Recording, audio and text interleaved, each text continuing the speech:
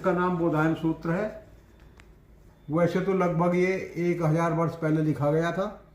और बाद में इसकी जो प्रतियां बनती रही। जो मेरे पास ये है ये भी लगभग 300 साल पुराना है और ये गणित का आधार स्तंभ है और इसे ही पढ़कर पाइथागोरस ने जो है गणित की खोज की थी और दुनिया इसे जो है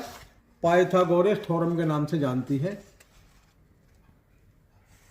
और ये जो है आपने देखा होगा पाइथागोरस के प्रमेय जो होते हैं ये 9 से शुरू होते हैं आखिर तक चलते हैं, ये इसी ग्रंथ पर आधारित है। ग्रंथ पर आधारित है और आप जो है इसकी देखिए लिखावट देखिए, पहली कैसी लिखावट होती थी,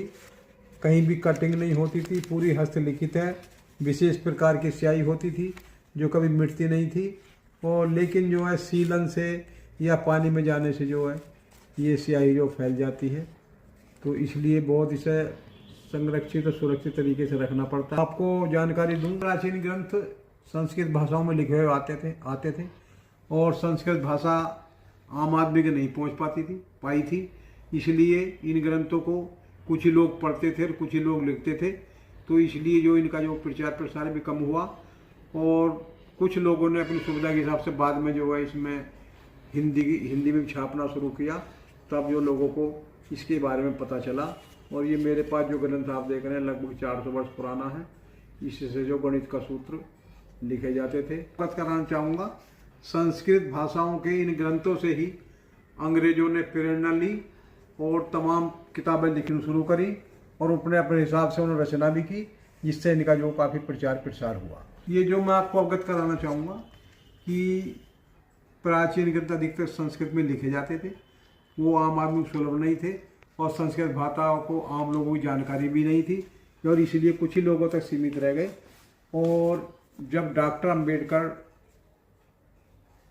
जवान हुए और उन्होंने ग्रंथों का अध्ययन किया तो उनके सामने भी समस्या है कि अधिकतर ग्रंथ संस्कृत में थे, तो उसे वो समझ नहीं पा रहे थे। तो उन्होंने जो संस्कृत भाषा सीखने के लिए स्कूल में प्रवेश लेने का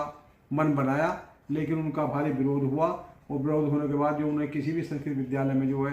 दाखिला नहीं मिला। तब उन्होंने अपनी कड़ी मेहनत से स्वाध्याय से ही संस्कृत सीखी और पढ़ी और उन तमाम ग्रंथों को पढ़कर इनकी जानकारी प्राप्त की। बाबा साहब डॉक्टर अम्बेडकर ने